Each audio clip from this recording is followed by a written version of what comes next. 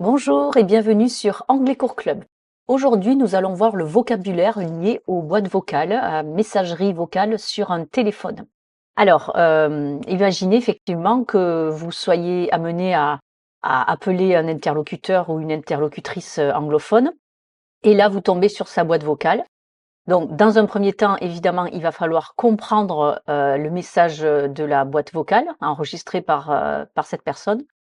Et dans un deuxième temps, vous devrez probablement laisser un message à votre tour. Donc, on va voir aujourd'hui les phrases types pour laisser un message sur une boîte vocale. Comme d'habitude, vous le savez, tout le vocabulaire que l'on voit dans cette leçon, vous pouvez le télécharger en cliquant à ce niveau ou ici.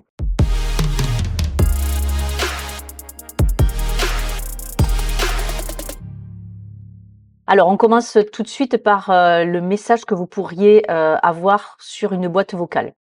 Donc, ça pourrait ressembler à ça. Hello, you've reached. Et là, il y a le nom de la personne. I'm sorry, I can't take your call at the moment. Please leave your name, number and message, and I'll get back to you as soon as possible ou as soon as I can. Please speak after the tone. Thank you for calling. Alors, on va décomposer toutes ces phrases. Donc, hello, you've reached. Donc, ça vient du verbe to reach qui veut dire atteindre. Ici, on l'a conjugué au present perfect. You've, apostrophe VE, qui est la contraction de have en tant qu'auxiliaire du present perfect. Et reached, qui est le participe passé régulier du verbe reach. Pour ça, je vous renvoie à la vidéo et la leçon que j'ai réalisée sur les 3 prononciations du ED pour les verbes réguliers, que ce soit lorsqu'on les conjugue au prétérit, quand on les met sous la forme participe passé. Donc, vous avez atteint cette personne. I'm sorry, I can't take your call at the moment. Je suis désolée, mais je ne peux pas prendre votre appel, your call, votre appel, ou ton appel, en ce moment. I can't, donc c'est la négation de can, du modal pouvoir. Donc, 2 prononciations possibles, soit I can't, ça c'est plutôt britannique, soit I can't, plutôt américain. Please leave your name, number and message. Donc, please leave, le verbe to leave qui veut dire partir, quitter, laisser. Donc là, c'est dans le sens de laisser. On fait un i long, leave, pour ne pas confondre avec to live, vivre, habiter, qui lui comporte un i court. Donc, s'il vous plaît ou s'il te plaît, laissez votre nom, votre numéro de téléphone et votre message. And I'll get back to you as soon as possible. Et je reviendrai vers vous, je vous rappellerai dès que possible. As soon as possible, le fameux ASAP, A-S-A-P, ASAP en anglais. ASAP, c'est l'acronyme pour as soon as possible, aussi rapidement, aussi prochainement que possible. I'll get back to you. Donc, I'll, là, on a apostrophe 2L qui est la contraction de will, le modal du futur simple. Et ensuite, on a le verbe to get back, le phrasal verb, le verbe à particules get back, qui veut dire rappeler, revenir, répondre. Le verbe get, vous le savez, est un verbe incontournable en anglais et on l'utilise dans bon nombre de cas, notamment avec des particules, donc des prépositions comme back, avec chaque fois un sens différent.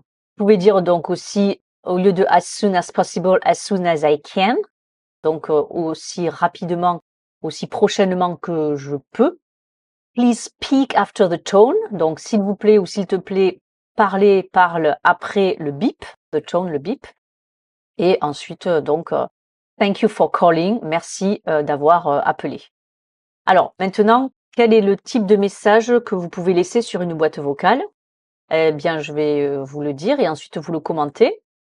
Hello, this is a message for. Et là, vous mettez le nom de la personne à qui vous voulez parler. This is votre prénom et votre nom. On, ensuite votre numéro de téléphone. I'm calling to. Et là, vous exposez la raison de votre appel. You can reach me on. Donc, vous pouvez ici mettre à nouveau votre numéro de téléphone ou vous pouvez me rappeler à tel moment de la journée. Pourquoi pas. Could you get back to me soon ou could you call me back, please? Speak to you soon. Goodbye. Voilà, donc hello, this is the message for. Donc, c'est un message pour. Et là, vous mettez le nom de la personne. This is donc c'est, et ici vous intégrez votre nom et votre prénom. On, et là donc vous enregistrez votre numéro de téléphone. À noter que les numéros de téléphone en anglais, c'est en général chiffre par chiffre. Donc si vous avez 06 54 par exemple, au début de votre numéro, ça donnera 06 ou 06 54 54. Et à noter que dans un numéro de téléphone, en anglais britannique, le 0 c'est O et en anglais américain c'est zero. I'm calling to. Donc là, on conjugue le verbe to call, appeler au présent continu, au présent progressif. Pourquoi? Parce que vous décrivez ce que vous êtes en train de faire. Et ce temps, justement, est le temps de ce que l'on est en train de faire, donc qui ne dure pas. À l'inverse du présent simple, qui lui est le temps de l'habitude, de la récurrence au présent, qui serait par exemple I call. Mais c'est peu probable ici parce que vous n'appelez pas tout le temps, donc vous décrivez ce que vous faites en ce moment, et donc ça va bien être le présent progressif. You can reach me on, donc vous pouvez ou tu peux m'atteindre, me contacter à, ou vous pouvez intégrer donc le moment de la journée par exemple où la personne pourra vous rappeler. Could you get back to me soon? Pourrais-tu ou pourriez-vous me rappeler prochainement? Ou alors could you call me back? Là on a un autre phrasal verb, un autre verbe à particules avec call, appeler, call back, rappeler. Alors dans la question on a utilisé could qui est un autre modal qui a deux significations. Soit ça correspond au verbe pouvoir au passé. Donc par exemple I could c'est j'ai pu ou je pouvais, passé composé ou imparfait du verbe pouvoir en français. Mais could c'est aussi le conditionnel du verbe pouvoir. Could you get back to me? Donc pourrais-tu ou pourriez-vous me rappeler? Donc c'est une façon très polie de poser une question. Ça, je vous renvoie à la vidéo que j'ai réalisée sur les deux significations de could.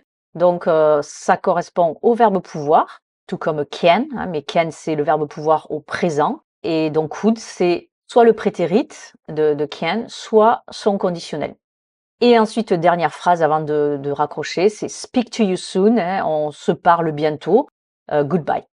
Voilà, j'espère que cette petite leçon vous aura permis d'y voir un peu plus clair dans les messages types dans une boîte vocale et le type de message que vous pourriez laisser sur une messagerie téléphonique.